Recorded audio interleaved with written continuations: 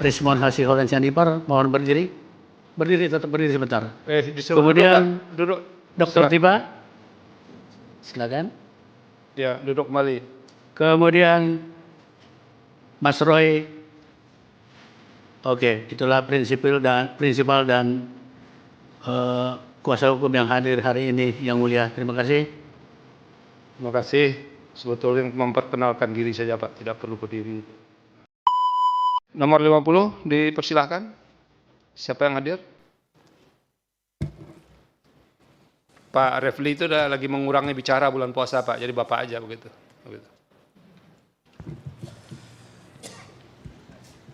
Baik, Yang Mulia. Silakan. Hari Siapa yang ini, hadir? sesudah 14 hari untuk perbaikan kami hadir dan kami perkenalkan kembali yang kuasa hukum yang hadir. Pertama adalah Dr. Refli Harun, SHMH, LLM.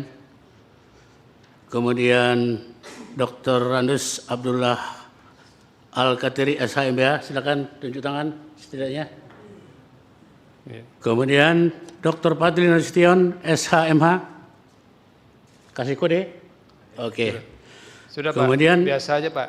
Nggak usah. Joni Silalahi, Sarjana Hukum. Oke. Kemudian M. Tony Soehartono, SH. Kemudian saya sendiri, Jahmar Girisang, SHMH. Selanjutnya Ramdan Syah, SHMH. Kemudian H. Mulyadi, SHMH. Kemudian Muhammad Salman Darwis, SHMH LI.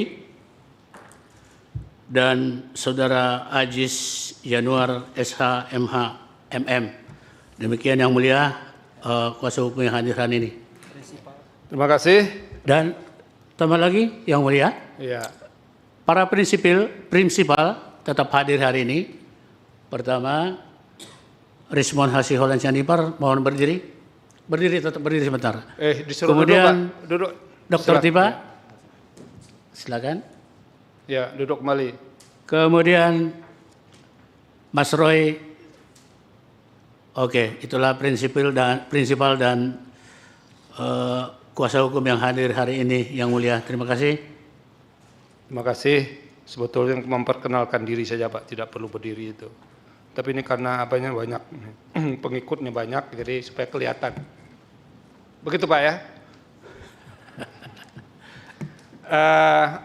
Kami sudah menerima perbaikan permohonan dari kedua permohonan ini. Sesuai dengan nasihat sebelumnya, tolong disampaikan ke kami perbaikan apa saja yang dilakukan tanpa perlu menyebutkan itu di halaman berapa, biar kita cek. Jadi tidak perlu disampaikan lisan. Permohonan nomor 50, tolong disampaikan apa saja yang diperbaiki dan di halaman berapa, Pak Refli, ya. Iya, terima Silakan. kasih Yang Mulia Profesor Salistra, Dr. Adis Kadir dan Dr. Ridwan Mansur. Permohonan yang kami perbaiki ini cukup banyak signifikan perubahannya. Ya. Jadi kalau tadi 46 paragraf, sekarang jadi 92 paragraf. Gara-gara Yang Mulia memberikan banyak nasihat, jadi kami ikuti nasihat tersebut. Ya. Kemudian dalam bagian awal ya, tetapi kami ingin mengatakan bahwa ini diajukan oleh pemohon pertama Dr. T. Fauzia Tiasuma, pemohon kedua Dr. KRMT Roy Suryono Todi Projo. Itu kemarin nggak berubah ya pemohonnya, ya? Ya, tidak Dilanjutkan berubah. saja, Pak Refli. Pemohon ketiga Dr. Rismon Hasiholan. Urutan Yang Mulia, penegasan saja. Silakan. Kemudian soal kewenangan Mahkamah Konstitusi kami tambahkan soal PMK nomor 7 tahun 2025 sebagaimana dinasihatkan Yang Mulia pada sidang pendahuluan kemarin. Oke, di halaman 4. Nah, ya, di halaman 4. Kemudian kedudukan hukum legal standing pemohon, kami berusaha mengkaitkan apa yang dialami oleh prinsipal. Kami sertakan bukti Jokowi's White Paper, buku karya mereka, dan juga kami sertakan penetapan mereka sebagai tersangka dan uraian-uraian yang menjelaskan kerugian konstitusional yang mereka alami, yang bukan hanya potensial tapi juga faktual akibat adanya pasal-pasal yang dimohonkan, karena secara nyata dan faktual mereka ditersangkakan dengan pasal-pasal yang kami mohonkan. Itu Yang Mulia. Ya. Sementara pasal-pasal yang kami mohonkan itu Yang Mulia ada pengurangan dan ada penambahan. Jadi pengurangannya itu, penambahannya dulu ya. Penambahannya itu kami sertakan jungto-jungtonya. Misalnya pasal Undang-Undang ITE itu sanksi pidananya ada di pasal lain, kami tambahkan. Tapi esensinya sama. Kemudian yang kami kurangi adalah pasal 32 ayat 2. Itu tidak kami masukkan karena ternyata tidak masuk dalam penersangkaan. Dan kemudian kami juga masukkan pasal baru 243 ayat 1 Undang-Undang nomor 1 2023 tentang Kitab Undang-Undang Hukum Pidana yang baru, itu terkait dengan ujaran kebencian. Jadi pasal 622 huruf R itu menghapuskan pasal 28 ayat 2. Tapi kami tetap tandem karena argumentasinya kurang lebih sama dan kemudian masih dipakai dalam panggilan terakhir oleh Polda Metro Jaya. Jadi kami tandemkan 28 dan kemudian kalau dia digantikan dengan pasal 243 ayat 1 tersebut. Itu mengenai yang dimohonkan. Kemudian mengenai pokok-pokok permohonan kami menambahkan satu batu uji yaitu tentang negara hukum pasal 1 ayat 3 Undang-Undang Dasar 1945. Dan kemudian kami uraikan secara lebih banyak hal-hal yang perlu dan penting untuk diuraikan. Dan ini berada termasuk juga kami misalnya tambahkan bahwa kecenderungan defamation atau pencemaran nama baik itu dihapuskan di negara-negara lain sebagaimana pernah disampaikan di sidang ini juga. Dan di dalam pokok permohonan itu kami berangkat dari paradigma begini yang mulia. Mungkin secara ini yang kami inginkan itu adalah sesungguhnya bagaimana kalau kerja-kerja publik itu tidak bisa dikriminalkan sepanjang dia itu memang untuk dilakukan dengan niat baik dan untuk kepentingan publik. Makanya rumusan-rumusan yang kami rumuskan misalnya terhadap akademisi, peneliti atau aktivis karena prinsipal ini masuk dalam ketiga kategori itu. Mereka akademisi tapi juga mereka juga peneliti tapi mereka juga aktivis. Jadi kita katakan yang menyampaikan pendapat, kritik, masukan, pernyataan, hasil penelitian atau yang sejenisnya terhadap tindakan atau perilaku atau keputusan pejabat negara yang sudah menjadi ranah publik, public domain. Baik yang masih menjabat maupun yang telah purna tugas tidak dapat dipidana sepanjang disampaikan dengan niat baik untuk kepentingan publik. Itu inti dari perbaikan permohonan kami yang sangat fundamental. Itu untuk pasal-pasal defamation. Tapi untuk pasal-pasal yang terkait dengan misalnya teknis processing di dalam image processing misalnya, di mana pasal 32 dan pasal 32 ayat 1 dan pasal 35 itu dikenakan kepada RRT juga, kami mengatakan itu tidak boleh seharusnya digunakan pasal tersebut untuk kegiatan-kegiatan yang memang dimaksudkan untuk melakukan kajian, penelitian, dan demi kepentingan publik serta dilakukan dengan niat yang baik. Begitu yang mulia. Oke. Jadi, ya. Sudah selesai? Ya, intinya adalah sebenarnya walaupun kami tidak masukkan di masa depan, kami menginginkan yang namanya kerja-kerja publik atau public affairs itu tidak lagi bisa dipidanakan. Kalaupun ada, ya mereka silakan tuntut secara perdata. Jadi tidak ada lagi orang yang kemudian mengalami ketakutan hukum, chilling effect, gara-gara setiap saat harus melakukan self censorship karena jangan-jangan omongan saya akan diadukan, akan dipidanakan dan lain sebagainya. Itu kira-kira. Oke, lanjut ke petitum. Ya, petitumnya agak panjang, saya akan singkat ya. Mengadili, 1, mengabulkan permohonan para pemohon untuk seluruhnya. 2, menyatakan pasal 310 ayat 1 Kitab Undang-Undang Hukum Pidana yang berbunyi barang siapa sengaja menyerang kehormatan atau nama baik seseorang dengan menuduhkan sesuatu hal yang maksudnya terang supaya hal itu diketahui umum, diancam karena pencemaran dengan pidana penjara paling lama 9 bulan atau pidana denda paling banyak Rp4.500. Bertentangan dengan Undang-Undang Dasar Negara Republik Indonesia tahun 1945 dan tidak mempunyai kekuatan hukum mengikat secara bersyarat, conditionally unconstitutional, sepanjang tidak dimaknai terhadap akademisi, peneliti atau aktivis yang menyampaikan pendapat, kritik, masukan, pernyataan, hasil penelitian atau yang sejenisnya terhadap tindakan atau perilaku atau keputusan pejabat negara yang sudah menjadi ranah publik dalam kurung public domain, baik yang masih menjabat maupun yang telah purna tugas, tidak dapat dipidana sepanjang disampaikan dengan niat baik untuk kepentingan publik. 3. Menyatakan pasal 311 ayat 1 Kitab Undang-Undang Hukum Pidana yang berbunyi, jika yang melakukan kejahatan pencemaran atau pencemaran tertulis dibolehkan untuk membuktikan apa yang dituduhkan itu benar, tidak membuktikannya, dan tuduhan dilakukan bertentangan dengan apa yang diketahui, maka dia diancam melakukan fitnah dengan pidana penjara paling lama 4 tahun, bertentangan dengan Undang-Undang Dasar 1945, dan tidak mempunyai kekuatan hukum mengikat secara bersyarat, conditionally unconstitutional, sepanjang tidak dimaknai, terhadap akademisi, peneliti, atau aktivis yang menyampaikan pendapat, kritik, masukan, pernyataan, hasil penelitian, atau yang sejenisnya terhadap tindakan atau perilaku atau keputusan pejabat negara yang sudah menjadi ranah publik, public domain, baik yang masih menjabat maupun yang telah purna tugas, tidak dapat dipidana sepanjang disampaikan dengan niat baik untuk kepentingan publik. 4. Menyatakan pasal 433 ayat 1 Undang-Undang Nomor 1 Tahun 2023 tentang Kitab Undang-Undang Hukum Pidana yang berbunyi, setiap orang yang dengan lisan menyerang kehormatan atau nama baik orang lain dengan cara menuduhkan suatu hal dengan maksud supaya hal tersebut diketahui umum, dipidana karena pencemaran dengan pidana penjara paling lama 9 bulan atau pidana denda paling banyak kategori 2, bertentangan dengan Undang-Undang Dasar 1945 dan tidak mempunyai kekuatan hukum mengikat secara bersyarat, conditionally unconstitutional, sepanjang tidak dimaknai, terhadap akademisi, peneliti atau aktivis yang menyampaikan pendapat, kritik, masukan, pernyataan, hasil penelitian atau yang sejenisnya terhadap tindakan atau perilaku atau keputusan pejabat negara yang sudah menjadi ranah publik dalam kurung public domain, baik yang masih menjabat maupun yang telah purna tugas, tidak dapat dipidana sepanjang disampaikan dengan niat baik untuk kepentingan publik.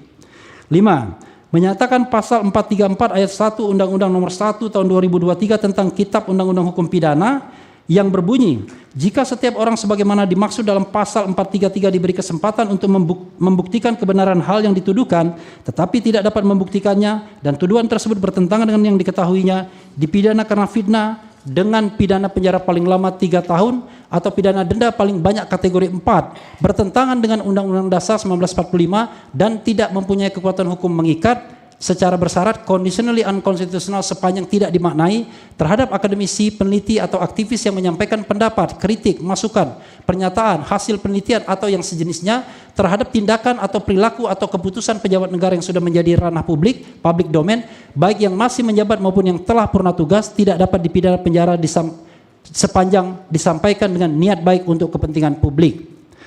6. Menyatakan pasal 27A Undang-Undang Nomor 1 Tahun 2024 tentang perubahan kedua atas Undang-Undang Nomor 11 Tahun 2008 tentang informasi dan transaksi elektronik yang berbunyi, setiap orang dengan sengaja menyerang kehormatan atau nama baik orang lain dengan cara menuduhkan suatu hal dengan maksud supaya hal tersebut diketahui umum dalam bentuk informasi elektronik dan atau dokumen elektronik yang dilakukan melalui sistem elektronik, junto pasal 45 ayat 4, itu ancaman pidananya 2 tahun yang mulia, bertentangan dengan Undang-Undang Dasar Republik Indonesia tahun 1945 dan tidak mempunyai kekuatan hukum mengikat secara bersyarat, conditionally unconstitutional, sepanjang tidak dimaknai, terhadap akademisi, peneliti atau aktivis yang menyampaikan pendapat, kritik, masukan, pernyataan, hasil penelitian atau yang sejenisnya terhadap tindakan atau perilaku atau keputusan pejabat negara yang sudah menjadi ranah publik dalam kurung public domain, baik yang masih menjabat maupun yang telah purna tugas, tidak dapat dipidana sepanjang disampaikan dengan niat baik untuk kepentingan publik. 7. Menyatakan pasal 28 ayat 2 Undang-Undang Nomor 1 Tahun 2024 tentang perubahan kedua atas Undang-Undang Nomor 11 Tahun 2008 tentang informasi dan transaksi elektronik yang berbunyi, setiap orang dengan sengaja dan tanpa hak mendistribusikan dan atau mentransmisikan informasi elektronik dan atau dokumen elektronik yang sifatnya menghasut, mengajak atau mengaruhi orang lain sehingga menimbulkan rasa kebencian atau permusuhan terhadap individu dan atau kelompok masyarakat tertentu berdasarkan ras, kebangsaan, etnis, warna kulit, agama, kepercayaan, jenis kelamin, disabilitas mental atau disabilitas fisik, junto pasal 45 ayat 2 yang mulia, ancaman hukumannya 6 tahun. Kemudian ada juga junto pasal 243 ayat 1 Undang-Undang Nomor 1 Tahun 2023 tentang Kitab Undang-Undang Hukum Pidana yang berbunyi, yang baru ini, penggantinya, setiap orang dengan sengaja dan tanpa hak mendistribusikan dan atau mentransmisikan informasi elektronik dan atau dokumen elektronik yang sifatnya menghasut, mengajak atau memengaruhi orang lain sehingga menimbulkan rasa kebencian atau permusuhan terhadap individu dan atau kelompok masyarakat tertentu berdasarkan ras, kebangsaan, etnis, warna kulit, agama, kepercayaan, jenis kelamin, disabilitas mental atau disabilitas fisik, bertentangan dengan Undang-Undang Dasar Negara Republik Indonesia tahun 1945 dan tidak memiliki kekuatan hukum mengikat secara bersyarat conditionally unconstitutional sepanjang tidak dimaknai, tidak dapat digunakan dalam rezim tindak pidana pencemaran nama baik dan atau tindak pidana fitnah karena substansinya mengatur tentang permusuhan terhadap individu dan atau kelompok masyarakat tertentu berdasarkan ras, kebangsaan, etnis, warna kulit, agama, kepercayaan, jenis kelamin, disabilitas mental atau disabilitas fisik karena faktanya digunakan dalam pencemaran nama baik pasal ini. Kemudian 8, pasal 32 ayat 1 Undang-Undang Nomor 11 tahun 2008 tentang informasi dan transaksi elektronik yang berbunyi setiap orang dengan sengaja dan tanpa hak atau melawan hukum dengan cara apapun mengubah, menambah, mengurangi, melakukan transmisi, merusak, menghilangkan, memindahkan, menyembunyikan suatu informasi elektronik dan atau dokumen elektronik milik orang lain atau milik publik, junto pasal 48 ayat 1 yang mulia yang ancaman hukumannya 8 tahun penjara, bertentangan dengan Undang-Undang Dasar Negara Republik Indonesia tahun 1945 dan tidak mempunyai kekuatan hukum mengikat secara bersyarat conditionally unconstitutional sepanjang tidak dimaknai, ketentuan tersebut tidak berlaku terhadap kegiatan rekonstruksi, simulasi, penandaan atau pengujian data elektronik yang dilakukan dalam rangka penelitian atau verifikasi ilmiah sepanjang dilakukan dengan niat baik untuk kepentingan publik. 9. Menyatakan pasal 35 Undang-Undang Nomor 11 tahun 2008 tentang informasi dan transaksi elektronik yang berbunyi setiap orang dengan sengaja dan tanpa hak atau melawan hukum melakukan manipulasi, penciptaan, perubahan, penghilangan, pengerusakan informasi elektronik dan atau dokumen elektronik dengan tujuan agar informasi elektronik dan atau dokumen elektronik tersebut dianggap seolah-olah data yang otentik, junto pasal 51 ayat 1 dengan ancaman hukuman 12 tahun penjara, bertentangan dengan Undang-Undang Dasar Negara Republik Indonesia tahun 1945 dan tidak mempunyai kekuatan hukum mengikat secara bersyarat conditionally unconstitutional sepanjang tidak dimaknai ketentuan tersebut tidak berlaku terhadap kegiatan rekonstruksi, simulasi, penandaan atau pengujian data elektronik yang dilakukan dalam rangka penelitian atau verifikasi ilmiah sepanjang dilakukan dengan niat baik untuk kepentingan publik. Ini yang dilakukan oleh prinsipal. Sebelum memerintahkan pemuatan putusan ini dalam Berita Negara Republik Indonesia atau jika Majelis Hakim Konstitusi Republik Indonesia mempunyai keputusan lain, mohon putusan yang seadil-adilnya ex aequo et bono. Hormat kami kuasa hukum para pemohon. Makasih yang mulia. Terima kasih. Jadi sidang kita hari ini pendahuluan dengan agenda mendengarkan pokok-pokok permohonan sudah didengar dan dengan ini kami nyatakan bahwa perbaikan permohonan ini kami terima dalam pengertian kami bertiga nanti akan menyampaikan ini di dalam rapat permusyawaratan hakim untuk kedua permohonan ini. Nanti RPH lah yang akan memutuskan bagaimana ini permohonan ini. Diputus langsung atau dibawa ke pleno terlebih dahulu. Itu di antara alternatifnya. Bisa saja nanti dilihat lebih jauh. Ini ada yang memenuhi syarat atau tidak, syarat formil misalnya, ini memiliki legal standing atau tidak, dan itu akan dibahas di rapat permusyawaratan hakim. Apapun hasilnya nanti, kami Mahkamah akan memberitahu kepada para pemohon perkembangannya di Mahkamah. Sebelum sidang ini ditutup, kita akan sahkan bukti. Pemohon nomor 50 menyerahkan bukti P1 sampai dengan P5. Betul ya, sudah diverifikasi dan dinyatakan lengkap. Dengan demikian, sidang pendahuluan dengan agenda perbaikan permohonan untuk kedua permohonan ini dinyatakan selesai dan sidang ini dinyatakan ditutup. Hadirin dimohon berdiri. Yang Mulia Majelis Hakim Konstitusi meninggalkan ruang persidangan.